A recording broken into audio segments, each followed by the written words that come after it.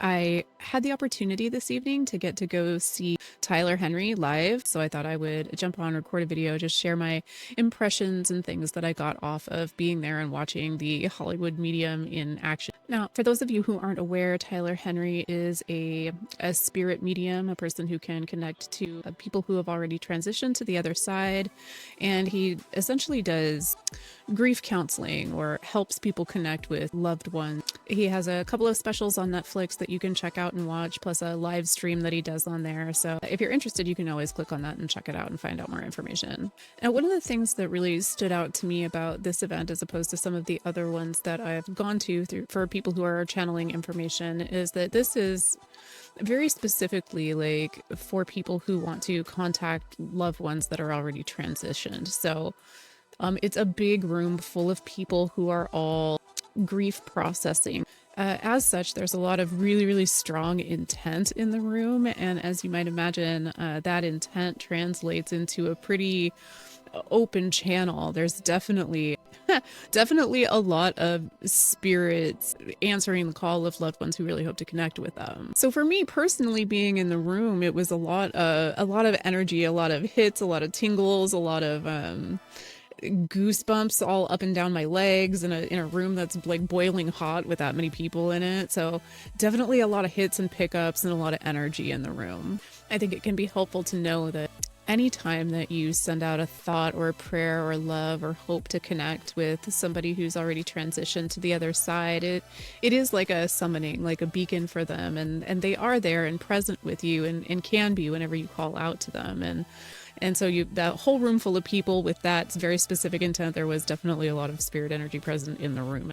He himself came off as very, very bright, very jovial. The whole thing is almost half a comedy act, which I thought was a little bit strange until I realized that it was literally intentional, like trying to keep the vibe, the energy in the room high. Because really spirit comes through on a higher frequency, a happier frequency, one that's full of joy and love. And so if there's too much oppressive energy in the room, I imagine it can cause interference or difficulty. You don't wind up having that in certain other kinds of channeling seminars. Like I've also been to an Abraham Hicks seminar, but that's all people are joyful and happy and they're, wanting to get answers from Abraham. So in a room, I imagine full of people who are grieving and wanting to connect with loved ones, the energy is a little bit low vibrational. And so it took me a minute to realize that really I think the point of keeping it light and telling some jokes and trying to raise people's spirits is really to help keep the vibe in the room high for the purposes of connecting. I think it's just something to be prepared for in advance. For many, many people, grief is one of the most solemn and painful and difficult emotions that we go through as human beings. And I can definitely understand for people who work with the other side, there's a lot less of the heavy oppressive sadness feeling and a lot more like, oh, bless them, happy journeys kind of a vibe happening with it. Because again, the energy on the other side is nothing like that. Once you get over there, it's not heavy and sad and oppressive at all. But I feel like it might it might be a weird sort of tone for people in the room if they weren't expecting it. So it may strike some people as odd or tone deaf to be 1 minute talking to a woman whose son overdosed on fentanyl this last year and working with her, but then to immediately shift back into something happy or light or to make a joke, trying to bring the energy back around. It might feel a little bit tone deaf if you weren't aware that that's kind of the back and forth, the balance. You got to bring the energy back up to keep the connection strong. For anybody who's ever watched him do this stuff before, you'll know that he scribbles. He has like this whole book full of just paper that he scribbles while he's connecting. And personally, I had been curious about there are people who do channel writing who write out or let spirit come through and write for them and use paper as a medium. So I was kind of wondering, like, do the scribbles mean anything to him? Do up and down or back and forth mean anything? And what was the symbology or the significance of scribbling? And it was kind of interesting. It turns out that it's just a point of focus. for him like a meditative practice, almost just like somebody else might, you know, look at a pendulum swinging, or a, what are those called, a metronome going back and forth. It's just a way to kind of tune out and focus in like a meditative practice with the scribbling, so it doesn't have any actual significance. It's just a tool he uses to disseminate consciousness out a little bit further and allow messages to come through. I thought that was kind of an interesting practice. Who knows, maybe I'll give it a try and see if it's a useful, helpful one. Another thing that I was kind of surprised by just physically being there, is there was an energy of a little bit of interference in the room, or like a static on the line or something odd happening. And I didn't really realize what it was until I noticed people around me as he came over to our side of the room. It was hesitancy or anxiety that was coming through. And this is something important to keep in mind if you had been considering doing a big event like this for these purposes, is that if you are called on, if somebody does come through for you, you will have to get up and walk down in front of everybody to a microphone in front of a stadium full of 1,800 people plus, and your face will be on the jumbotron, like the cameras are on you. So if you're crying or whatever emotions come out, like the whole room is going to be able to see it. And that the kind of static that I was getting through was literally the energetic interference of hesitancy, or people thinking better of it, or not actually wanting to get up and go be on the microphone in front of a room full of people. Grief and pain, especially in a society where we're still not quite as open about sharing those things publicly, displays of emotion like that publicly, it can be an uncomfortable feeling to feel like you're sharing that with a whole room full of people. Now, to his credit, he's very kind and caring and very sensitive to that. Not at all an aloof person. There were several instances where he came right down off the stage and came to go hug people. There was another instance, like if the information that was coming through was sensitive, or something that was like a family secret, or something that the person would not have cared to have shared out, that he actually came down off the stage and came over to whisper it to the person off microphone instead of saying it out loud in the room. So he does seem like he has a good sense of like what would not be appropriate to bring up in front of a room full of that many people, and what things would feel uncomfortable, and is sensitive and caring enough not to share that stuff out loud, and is sensitive and caring enough to come down and give out a hug or two where it's really becoming an emotional situation. And of course, you're in a room full of people who are all there for the same reason, so there's nothing but support and total understanding. That having been said, it is still very much a public display of grief, a public display of emotion, and that does tend to make people feel hesitant or uncomfortable. And that hesitancy, energy and momentum and intention are all very potent and important components of things. You do have to be open to wanting to receive messages, for messages to come through, and willing to hear them for that energy to really be amplified. And so it's something to keep in mind. Like if you're a person who just knows that would be a very uncomfortable situation for you to have to get up and on a microphone in front of a room full of people and be on the big screens, it's probably a better situation to reach out to a qualified medium and do more of an individual reading rather than trying to go to a large scale event like that.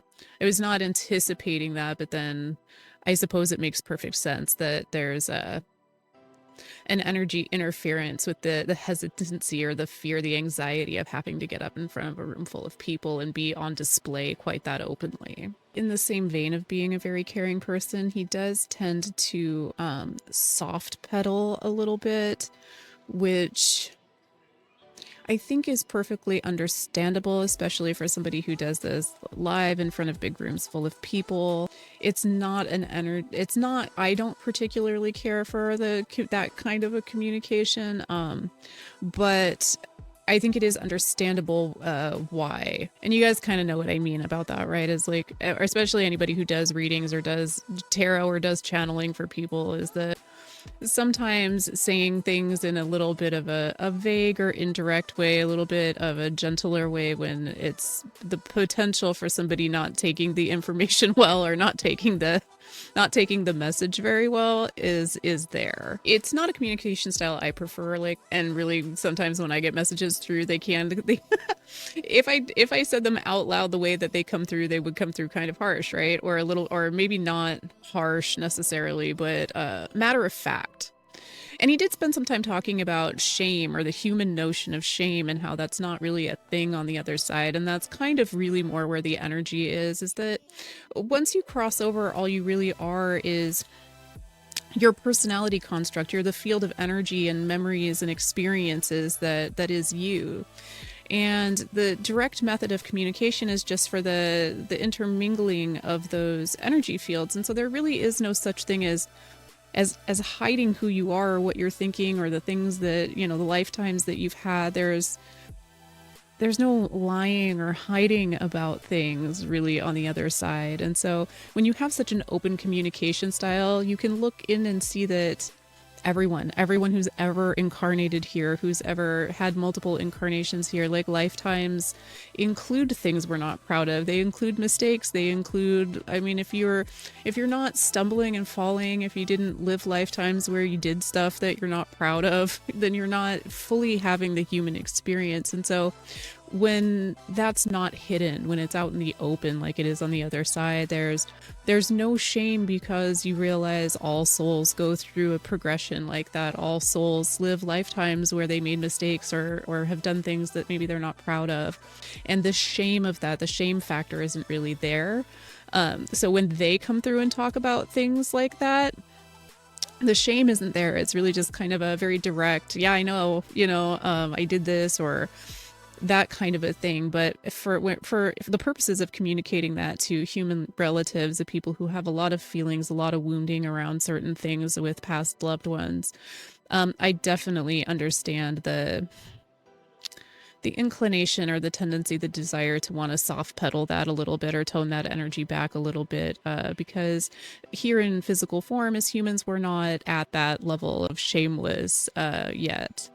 As for the picking and selection process itself, doing this live, there is an element of, like, what do they call that? Like cold channeling or cold pointing out into the audience.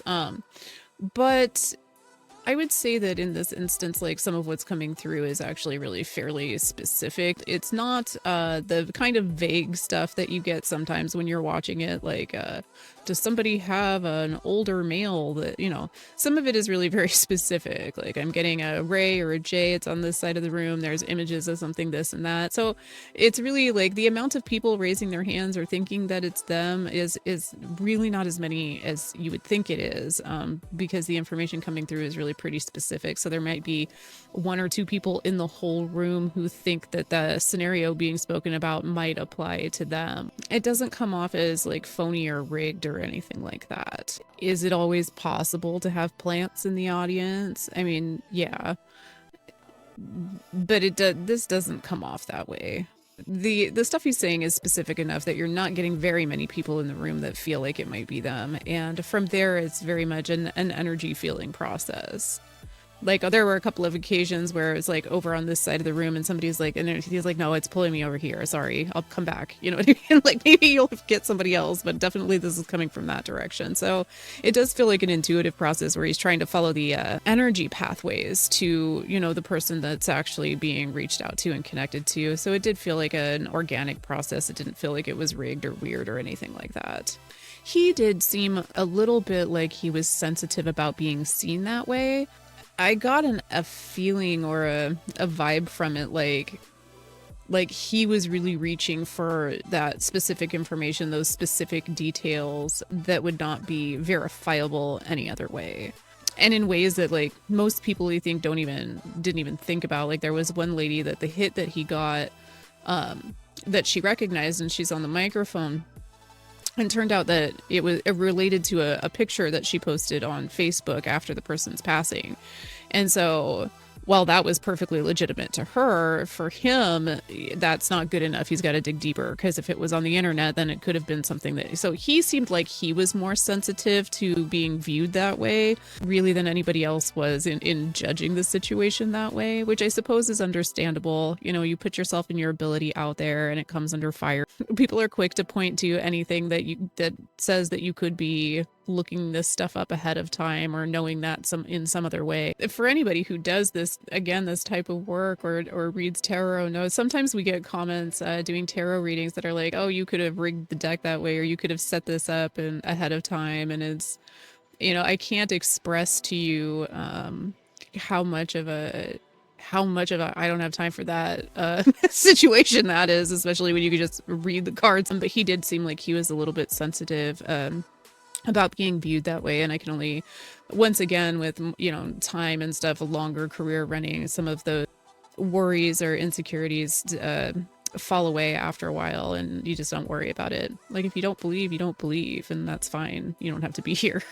You know, if you think it's fake, then it's not for you, and that's okay. Move along, kind of an energy. Overall, it was a fun experience. It was an interesting experience to be there. I mean, I have plenty of loved ones, family members who've transitioned, but I don't have that kind of a relationship with the death concept or with grief, to where if I need to connect, I just do it from home. But it was interesting to be in the room and see people going through that and getting that kind of relief. He did seem to have, you know, genuine compassion and take pride in the ability to help people through that, or help people work through their grief, to bring messages of peace and comfort to people who really needed to hear it. So it did feel like matterful and purposeful energy coming off of him, genuine energy of doing important work to help people. So it was a good vibe in the room. And honestly, if I have any like feedback or like critique of it at all, it's really only just that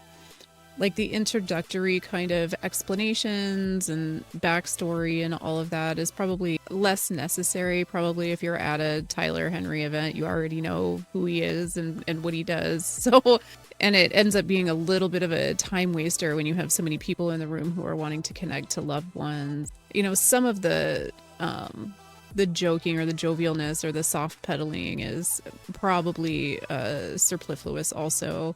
Although I trust him to know when the energy in the room is slipping and he needs to lighten the mood a little bit, just to bring things back into balance energetically in the room. Once again, if you're at the event, you've already seen his work, you know who he is probably. So some of that is probably not quite as necessary, and could be cut to save time for getting more people up on the microphone, helping as many people as possible in the limited time available in a live event like that. So that's what I got on Tyler Henry. It really was an honor and a privilege to be there, to get to see him work in person. A very, very talented medium. I will put a link to his website in the description if you guys want to go check out the site and see what he's all about. Thank you very much for being here. I appreciate you. Like, subscribe, all of that fun stuff, and we'll catch up with you guys next time.